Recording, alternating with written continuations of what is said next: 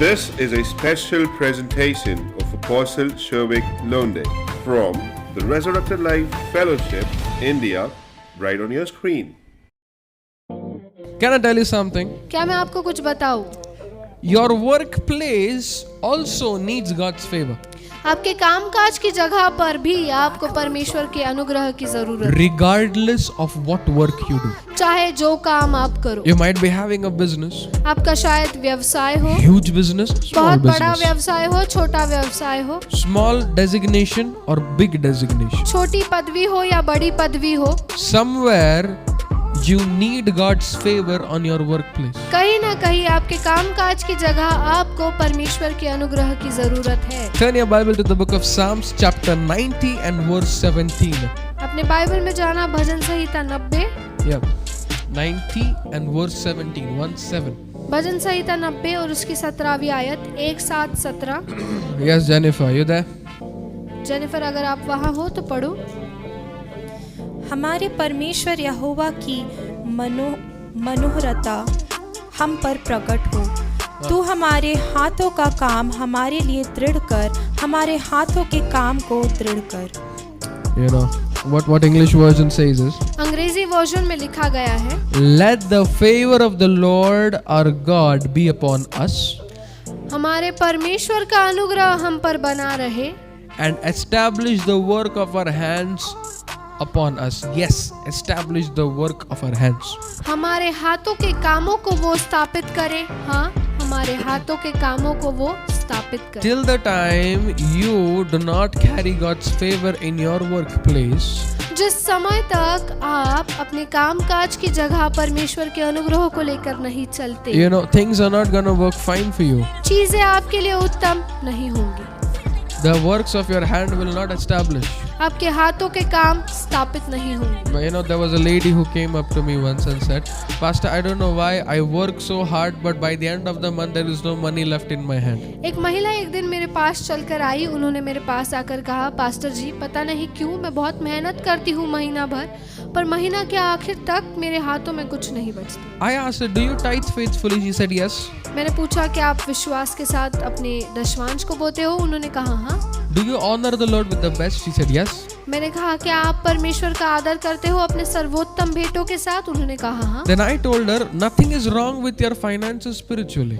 तो मैंने कहा आत्मिक रूप में आपकी आर्थिक क्षेत्र में कोई गलती मुझे दिख नहीं रही, But there is definitely something wrong spiritually at your workplace. पर आत्मिक रूप में आपके कामकाज की जगह कुछ तो गड़बड़ है, Because you are earning out of that workplace. क्योंकि उस कामकाज की जगह से आप अपने पगार को जो है उस कमाते हो। Later got to know there was some competition at a workplace and there was a lady who was doing witchcraft on her so that she could not get promoted.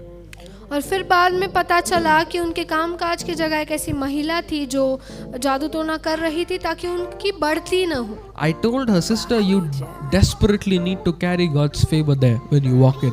मैंने कहा बहन, आपको जरूरत है कि आप परमेश्वर के अनुग्रह को उस कामकाज की जगह लेकर जाओ, अपने कार्यालय में लेकर She जाओ। said, कसं करायचं ते? उन्होंने मुझे पूछा कैसे करेंगे? Obey God and His favor will come and rest upon you, and that's the only key. There's no rocket science to it. परमेश्वर की आज्ञाओं को पालो, आज्ञाकारी बनकर जियो। कोई रॉकेट साइंस उसके पीछे नहीं है, कोई बड़ा विज्ञान नहीं है। इतना करो, परमेश्वर का अनुग्रह आप पर होगा। And when His favor comes and rests upon you, और जब उनका अनुग्रह आकर आप पर विश्राम करता है, that favor protects you, keeps you away from evil. वो अनुग्रह आपका रक्षण करता है, बुराई से आपको बचाए रखता है। You guys don't believe me? आप मुझ पर विश्वास नहीं कर रहे? I'll give you another scripture. क्या मैं और एक वचन दिखाता हूँ। So, you know, in the first point we learned that obedience produces favor in the Lord's eyes. पहले मुद्दे में हमने सीखा कि अगर परमेश्वर की दृष्टि में अनुग्रह को पाना है तो वो आज्ञाकारिता से आता है। Second thing we learned, दूसरी बात जो हम सीखी, you need to carry God's favor in your workplace. दूसरी बात जो हमने सीखी वो ये थी, हमारे कामकाज की जगह हमें परमेश्वर के अनुग्रह को लेकर चलना। Now let me tell you, where in the Bible does it say that the favor of the Lord protects you? अब मैं आपको दिखाऊंगा कि बाइबल में कहाँ ये दिखाया गया है या लिखा गया है कि परमेश्वर का अनुग्रह हमारा रक्षण करता मैं है। वो पास्टर नहीं है आके तीर मार के जाएगा, बोलेगा बाइबल में ढूंढो, दिखा के जाऊंगा। Open it, Psalms 5:12। भजन संहिता 5:12।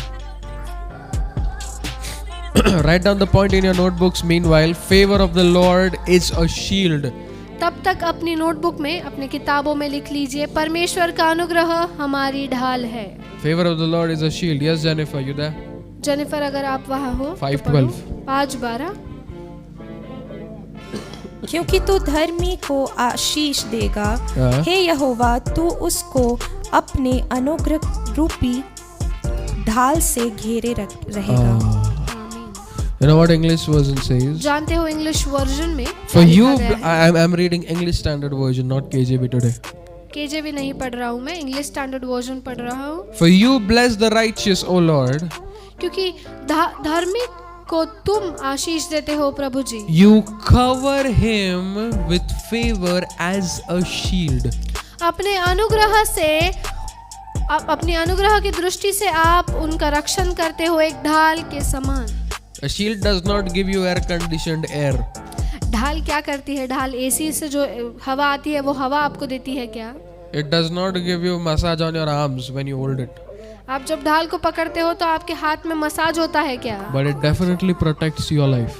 पर जरूर ढाल आपकी जिंदगी को बचाती है, आपका रक्षण करती That's why David writes here that your favor covers me and you know is like a shield. It protects me like a shield. है। इसीलिए दाऊद यहाँ लिखता है, तेरा अनुग्रह मुझ पर बना हुआ है और तेरा अनुग्रह एक ढाल के समान मेरा रक्षण करता है। Now imagine with me. अब मेरे साथ सोचिए, There might be somebody at least out of all of you. आप सब में से ऐसा कोई तो एक तो होगा, टाइट दे रहा हूँ, सब दे रहा हूँ, बट फिर भी काम काज की जगह पे सफलता नहीं है। कि अरे मैं सब देता हूँ, दशवांश देता हूँ, भेंटों को बोता हूँ, पर फिर भी सफलता नहीं है। Not praying is answer always. There are some principles you need to walk upon, the Bible says. ऐसा नहीं होता कि प्रार्थनाएं हमेशा उत्तर देगी। ऐसे कोई नियम और सिद्धांत है जिस पर चलना हमें जरूरी है। और रतन टाटा बिना प्रार्थना करे पैसा कमा रहे हैं, अपना लोग प्रार्थना करके गरीबी में जीता। Thank you for connecting with Resurrected Life Fellowship, India.